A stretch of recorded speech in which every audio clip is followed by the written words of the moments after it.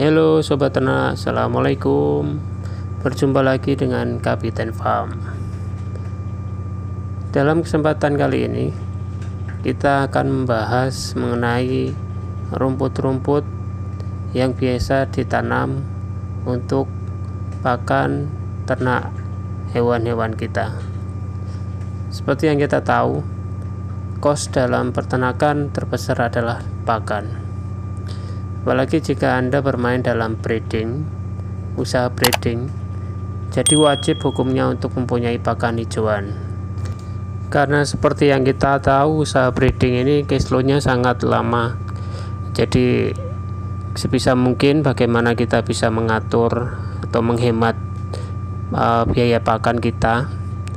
Istilahnya kalau orang bilang zero cost, jadi sebisa mungkin tanpa membeli pakan-pakan untuk usaha breeding kita.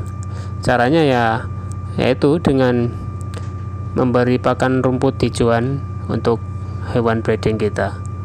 Bisa ditambahkan pakan konsentrat, tapi hanya untuk pakan penguat ketika domba hamil tua atau sedang menyusui. Oke, langsung saja. Berikut adalah beberapa contoh rumput yang sering dan populer ditanam para peternak. Yang pertama ada rumput kulon jono dengan protein kasarnya 7% dan serat kasar yang sangat tinggi mencapai 35%. Rumput kulon jono ini dulunya sangat populer di kalangan peternak kita, tapi semakin kesini orang semakin meninggalkan dan beralih ke rumput-rumput yang lain yang tingkat produktivitas lebih tinggi dan yang punya protein kasar lebih tinggi. Yang kedua ada rumput setaria, rumput yang berasal dari kawasan tropika dan subtropika Afrika. Protein kasarnya adalah 8% dengan serat kasar 32%. Rumput ini mungkin kurang populer di kalangan peternak Indonesia. Saya pribadi juga belum pernah melihat jenis rumput ini. Yang ketiga adalah rumput gajah atau king grass, rumput yang sangat populer di kalangan para peternak Indonesia. Protein kasarnya 8,69% dengan serat kasar 32,3%. TDN-nya mencapai 52,4%.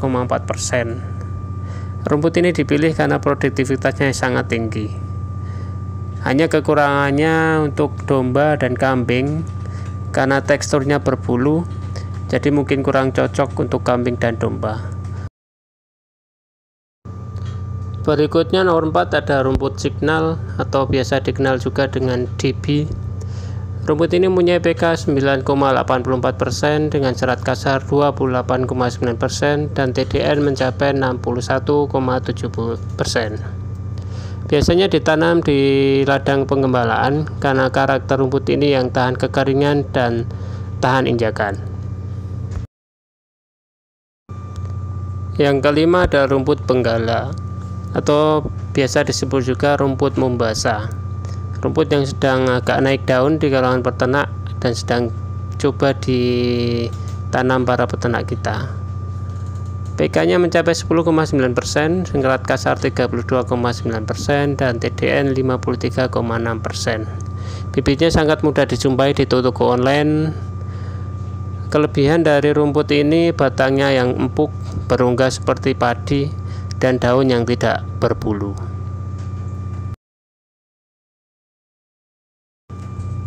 Next, yang keenam ada rumput odot. Tentunya udah tidak asing untuk para peternak domba dan kambing di Indonesia tentang rumput ini.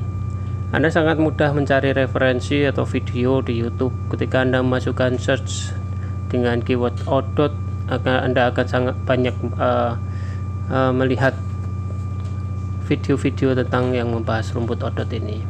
Protein kasarnya adalah 11%, serat kasarnya 30%, dan TDN-nya mencapai 65%.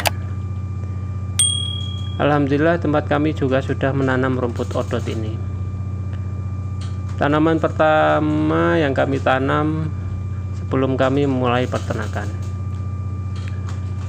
Untuk panen pertama membutuhkan waktu sekitar 70-80 hari. Setelah itu panen kedua dan seterusnya hanya membutuhkan waktu 30-40 hari.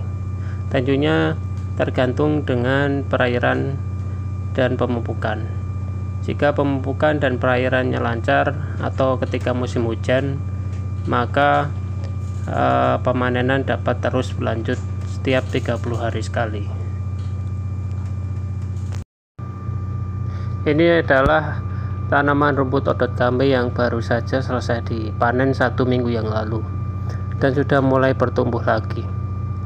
Untuk menanamnya juga sangat mudah, bibit-bibitnya juga sangat mudah didapat.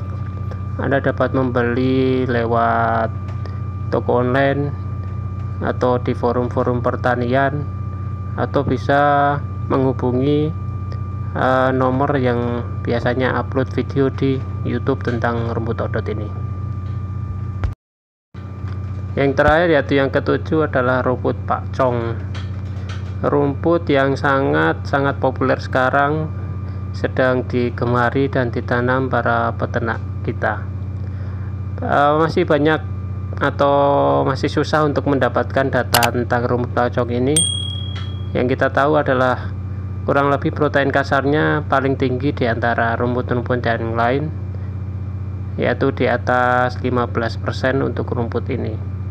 Mungkin kalau ada sobat-sobat ternak yang lain sudah mempunyai data yang lebih lengkap, silakan bisa komen dan mengoreksi video ini. Rumput pakcong ini sangat subur dan mudah tumbuh jika ditanam di lahan yang mendapatkan sinar yang cukup, artinya dari pagi sampai sore mendapatkan sinar matahari secara langsung, karena rumput ini memang membutuhkan sinar matahari secara langsung. Alhamdulillah, ini adalah rumput pakcong di lahan kami yang mungkin insya Allah 1 bulan lagi bisa mulai untuk panen dan menambah pakan hijauan untuk ternak kami. Kenapa kami memilih rumput pakcong? Karena rumput ini tingkat produktivitasnya sangat tinggi, jadi kita memaksimalkan rumput pakcong ini di lahan hijauan kami yang tidak terlalu luas. Rumput ini bisa tumbuh sekitar 3-5 meter dengan panen perdana yaitu sekitar 90 hari, dan dapat dipanen setelah sekitar umur 30-40 hari di pemanenan berikutnya.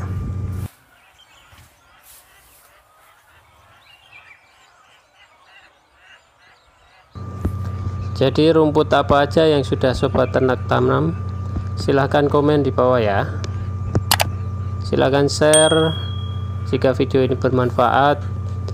Terima kasih sudah menonton dari awal hingga akhir. Sampai ketemu lagi di kesempatan video yang lain. Salam peternak muda Indonesia. Salam Kapiten Farm. Wassalamualaikum warahmatullahi wabarakatuh.